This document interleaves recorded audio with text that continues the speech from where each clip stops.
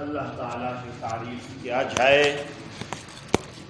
وہ کم ہے، تعریف کرنے والے ختم ہوں گے، ان کے اسباب ختم ہو جائیں گے، لیکن اللہ جل شانہ کے جو تعریفات ہے، صفات ہے، وہ ختم نہیں ہوں گے۔ چنانچہ اس آیت کریمہ میں اللہ جل شانہ ارشاد فرماتے ہیں قُلْ لَوْ كَانَ الْبَحْرُ مِدَادًا لِكَلِمَاتِ رَبِّي لَنَفِدَ الْبَحْرُ قَبْلَ أَن تَنْفَدَ كَلِمَاتُ رَبِّي وَلَوْ جِئْنَا بِمِثْلِهِ مَدَدًا۔ ایک یہ آیت کریمہ ہے۔ دوسری آیت وَلَوْ أَنَّ مَا فِي الْأَرْضِ مِنْ شَجَرَةٍ أَقْلَامٌ وَالْبَحْرُ يَمُدُّهُ مِنْ بَعْدِهِ سَبْعَةُ أَبْحُرٍ مَا نَفِدَتْ كَلِمَاتُ اللَّهِ۔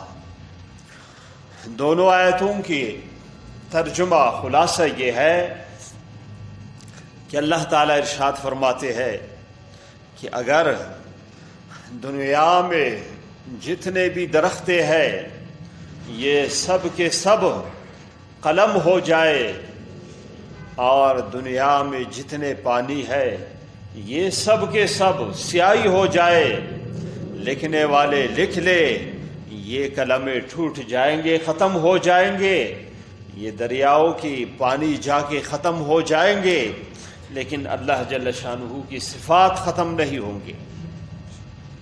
چنانچہ اللہ تعالیٰ ارشاد فرماتے ہیں قل، اے نبی صلی اللہ علیہ وسلم فرما دیجئے لو کان البحر مدادا لکلمات ربی، اگر یہ سمندر یہ میرے رب کی کلمات کے لیے سیاہی ہو جائے، لنفد البحر، یہ سمندر ختم ہو جائیں گے، قبل ان تنفد کلمات ربی، پہلے اس سے کہ میرے رب کی کلمات و صفات ختم ہو۔ ولو جئنا بمثلہ مددا، فرمایا اگرچہ جتنے بھی سمندروں کے پانی ہے اتنے اور بھی لایا جائے وہ بھی ختم ہو جائیں گے، سیاہی ختم ہو جائیں گے، لیکن اللہ تعالیٰ کی کلمات، اللہ تعالیٰ کی صفات ختم نہیں ہوں گے۔ دنیا کی 4 حصوں میں سے 3 حصہ وہ پانی ہے، اور 1 حصہ زمین ہے، خشکی ہے۔ 3 حصہ پانی اگر ان کو دیکھا جائے تحقیقات میں تو فرماتے ہیں 14 کروڑ مربع میل اتنے پانی ہے، 14 کروڑ مربع میل یہ دنیا میں پانی ہے اتنے۔ اب اتنے اور بھی لایا جائے، 28 کروڑ مربع میل پانی ہو اور سب کے سب سیاہی ہو، یہ سیاہی ختم ہو جائیں گے، اللہ تعالیٰ کی صفات ختم نہیں ہوں گی۔ اور دوسری آیت کریمہ میں اللہ جل شانہ ارشاد فرماتے وَلَوْ أَنَّ مَا فِي الْأَرْضِ مِنْ شَجَرَةٍ أَقْلَامٌ، اگر زمین میں جتنے درخت ہیں یہ سب کے سب قلمیں ہو جائے، وَالْبَحْرُ يَمُدُّهُ، اور سمندرے ان کے لیے سیاہی ہو، مِنْ بَعْدِ 7 أَبْحُرٍ، ان 7 سمندروں کے علاوہ اور 7 سمندر ہو، فرمایا ما نفدت کلمات اللہ، اللہ تعالیٰ کی کلمات اور صفات ختم نہیں ہوں گے۔ تو ہمارے لیے بہت ہی بدقسمتی کی بات ہے کہ ہم اللہ تعالیٰ سے غافل ہیں۔ ایسے ذات، صفات والے ذات، صفات کمالیہ کی جامع ذات، لیکن ہم ایسے ذات کی ذکر سے، اس کی احکامات سے غافل ہے۔ چنانچہ اللہ تعالیٰ ارشاد فرماتے ہیں یا ایھا الانسان ما غرک بربک الکریم، اے انسان تجھے کس چیز نے دھوکہ میں ڈالا اپنے رب کریم سے۔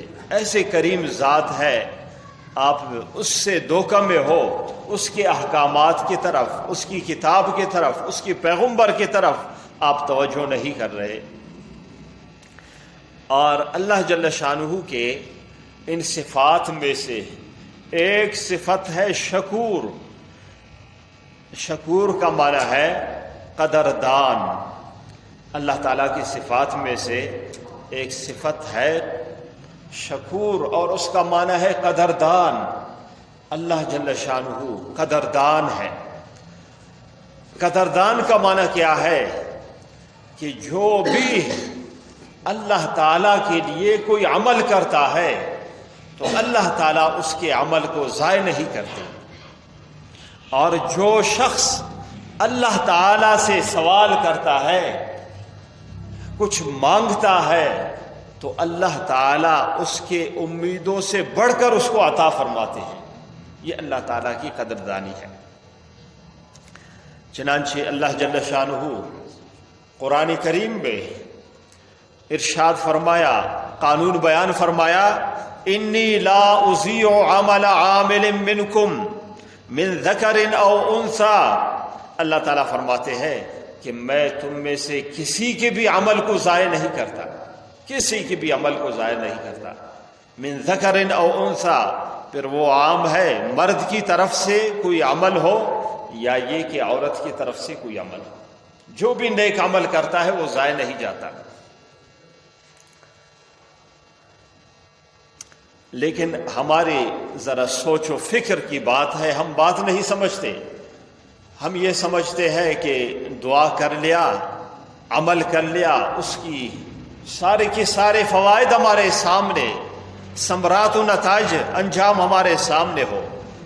یہ اللہ تعالیٰ نے قانون بیان فرمایا، انما توفون اجورکم یوم القیامہ، تمہارے جو اعمال ہیں ان کی بدلہ تمہیں مل جائے گا قیامت کے دن، مکمل بدلہ ادھر ہی مل جائے گا۔ یہ اللہ تعالیٰ کی حکمت ہے کہ بعض اعمال کی اجر و ثواب کو دنیا میں بھی ظاہر فرماتے ہیں، بعض کو اللہ تعالیٰ آخرت کے لیے ذخیرہ رکھتے ہیں۔ اور آخرت میں جب انسان کو اندازہ لگتا ہے کہ مجھے کتنا بڑا اجر و ثواب مل گیا میرے اس عمل پر، اس دعا پر، تو وہ یہی ارمان کرے گا، افسوس کرے گا، کاش کہ میرے سارے دعاؤں کی اجر و ثواب مجھے آخرت میں مل جاتا۔ اب دنیا کی دیکھے اصول کیسے ہے۔ مثال کے طور پر ایک جج ہے، ایک افسر ہے، کوئی اس کے پاس درخواست لکھ لیتا ہے اور اس کے سامنے پیش کرتا ہے، لیکن یہ درخواست کو کس طرح وہ لکھتا ہے، خود اس کو جرأت نہیں ہوتا کہ میں لکھ لوں، اس لیے غلطی کے امکان ہے، عرض نویس کے پاس ہو جاتا ہے، اور تاکہ کسی قسم کی غلطی اس میں نہ رہے، اور پھر اس کو وہ جج و افسر کے سامنے پیش کرتا ہے۔ اور اللہ جل شانہ احکم الحاکمین ذات ہے، تو ہمیں بھی چاہیے کہ ہم جو بھی نماز پڑھتے ہیں، جو بھی عبادت کرتے ہیں، اول تا آخر ہر قسم کی غلطیوں سے وہ محفوظ ہو۔ اب اگر افسر و جج کے سامنے غلطی ظاہر ہو، فوراً وہ ڈانٹتا ہے، آدمی کی توہین کرتا ہے، اور اللہ جل شانہ وہ کریم ذات ہے، قدردان ذات ہے۔ نماز میں ہم کھڑے ہیں، توجہ نہیں، دعائے قنوت ہم بھول گئے، کوئی واجب بھول گیا، تو اللہ تعالیٰ یہ نہیں فرماتے کہ اس کو میرے گھر سے نکال دو، فرمایا ٹھیک ہے آخر میں سجدہ ساو کرو، یہ بھی آپ کے قبول، آپ کے عمل کو میں ضائع نہیں کرتا۔ کوئی شخص صحرا میں نماز پڑھ رہا ہے، قبلہ رخ اس کو معلوم نہیں، ایک طرف اس نے رخ کر کے نماز شروع کیا، 2 رکعت پڑھنے کے بعد اس کو اطمینان ہوا، یقین ہوا قبلہ تو اس طرف ہے، اللہ تعالیٰ قدردان ہے، فرماتے وہ 2 رکعت بھی آپ کی قبول ہے، آگے 2 رکعت کے لیے اپنا رخ آپ پھیر دے بھی۔ تو یہ اللہ تعالیٰ کی قدردانی ہے۔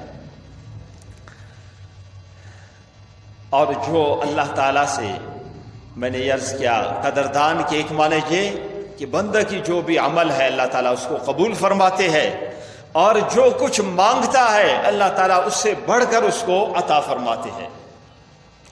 چنانچہ حضرت بی بی آسیہ علیہ السلام جو فرعون کی بیوی تھی، اور فرعون نے جب ان پہ زور ڈالا کہ آپ اپنے ایمان کو چھوڑ دے، وہ مستقیم المزاج تھے، اپنے ایمان پر ثابت قدم تھے،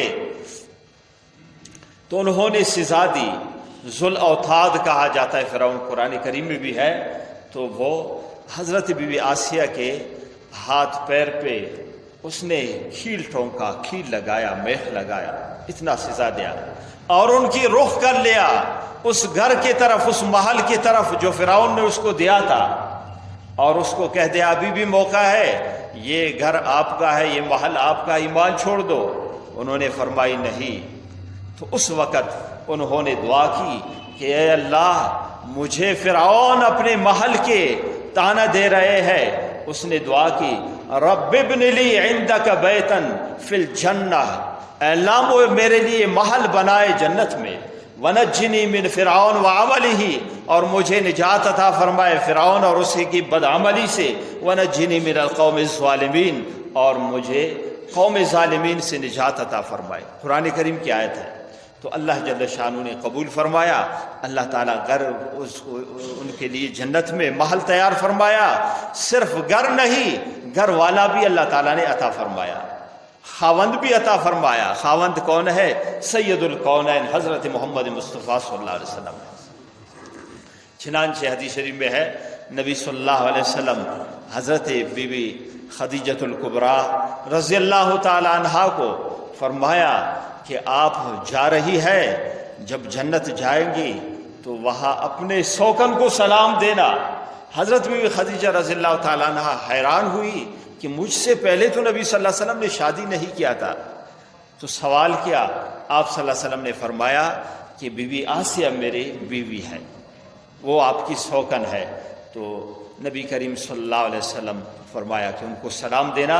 تو یہ اللہ تعالیٰ کی قدردانی ہے کہ اللہ جل شانہ ان کی جو سوال تھا اس سے بڑھ کر عطا فرمایا۔ حضرت ایوب علیہ السلام بہت ہی صبر کیا، آزمائش میں کامیاب ہوئے، تو اللہ جل شانہ ان کے اس صبر کی اللہ تعالیٰ نے قدر فرمایا، اور دنیا میں اللہ تعالیٰ فرماتے وَوَهَبْنَا لَهُ أَهْلَهُ وَمِثْلَهُمْ مَعَهُمْ، کہ جتنے اس کی اولاد تھے اللہ تعالیٰ فرماتے وہ سارے اولاد، بیوی، سب کچھ ہم نے ان کو عطا کیا، وَمِثْلَهُمْ مَعَهُمْ، ان کے مثل اور بھی ان کو عطا کیا۔ یہ سب کچھ اس لیے رحمتم منا، اللہ تعالیٰ فرماتے یہ ہماری طرف سے ایک رحمت ہے، وذکریٰ لأولی الالباب، عقل والوں کے لیے ایک نصیحت ہے۔ عقل والے دیکھے کہ اللہ تعالیٰ کیسے قدردانی فرماتے ہیں۔ اب ہم اپنے حالت کو دیکھے، اللہ تعالیٰ ہمارے حالت کے متعلق فرماتے ہیں کہ تم ناقدر ہو، اللہ تعالیٰ قدردان ہے، تمہارے قدر کرتے ہیں، لیکن اللہ تعالیٰ فرماتے ہیں وما قدر اللہ حق قدرہ، انہوں نے، انسانوں نے اللہ تعالیٰ کی قدر نہیں کیا جس طرح حق ہے قدر کرنے کی۔ اللہ تعالیٰ کی احکامات کی ہم قدر کریں، اللہ تعالیٰ کی حدود کی ہم قدر کریں، اللہ تعالیٰ کی گھروں کی ہم قدر کریں، اللہ تعالیٰ کی کتاب کی قدر کریں، شاعر اللہ کی قدر کریں۔ شاعر اللہ حضرت شاہ ولی اللہ رحمۃ اللہ علیہ فرماتے ہیں، شاعر اللہ شعیرہ کی جمع، اس کا معنی ہے علامت، اللہ تعالیٰ کی قدرت کی علامت و نشانی۔ فرمایا ایک کتاب اللہ ہے، اور دوسرا رسول اللہ صلی اللہ علیہ وسلم ہے، اور تیسرا بیت اللہ ہے، اور چوتھا صلاۃ اللہ ہے، نماز۔ اور ان کی جو متعلقات ہیں وہ سب کے سب شاعر اللہ میں ہے۔ صفا مروہ ہے، ان الصفا والمروہ من شاعر اللہ، وہ شاعر اللہ میں داخل ہے، اس لیے بیت اللہ کی متعلقات ہے۔ اسی طرح جو رسول اللہ صلی اللہ علیہ وسلم کی آل بیت ہے ان کے ساتھ محبت رکھنا، یہ بھی شاعر اللہ میں داخل ہے۔ اور اسی طرح کتاب اللہ قرآن کریم اور اس کے حدود، اس کے احکامات، اور اس کے اوپر علماء جو اس کے علم رکھتے ہیں اور جو اس کے احکامات کو جاری کرتے ہیں، یہ سب کے سب اس کی متعلقات ہیں۔ اور اسی طرح نماز کے متعلق آذان، مساجد، یہ چیزیں سب کے آداب ہمیں کرنا ہے، ان کی قدر کرنا ہے۔ چنانچہ کوئی شخص اگر نماز نہیں پڑھتا وہ گناہگار ہوگا، لیکن کوئی شخص اگر آذان پر، نماز اپنی جگہ، آذان پر مذاق اڑائے، شاعر اللہ کی اس نے ناقدری کی، بے عزتی کی، تو وہ اسلام سے نکل جائے گا، کافر ہو جائے گا۔ تو اللہ تعالیٰ فرماتے ہیں کہ وما قدر اللہ حق قدر، جو اللہ تعالیٰ کی حق ہے قدر کرنے کی، انہوں نے حق ادا نہیں کیا۔ اور اسی طرح اللہ تعالیٰ فرماتے ہیں یا حسرتاً علی العباد، افسوس ہے بندوں پر۔ اللہ تعالیٰ فرماتے ہیں ما یأتیہم من رسول الا کانوا بہ یستہزئون، ان کے پاس کوئی رسول تشریف نہیں لاتا مگر اس پر وہ مذاق اڑاتے ہیں۔ پہلے دور میں وہ کفار تھے، آج کل بھی ہے کفار، تو رسول اکرم صلی اللہ علیہ وسلم، دوسرے انبیاء علیہ السلام کی ذات پر وہ مذاق اڑاتے۔ آج ہمارے مسلمان ہو کر رسول اکرم صلی اللہ علیہ وسلم کی سنتوں پر مذاق اڑاتے۔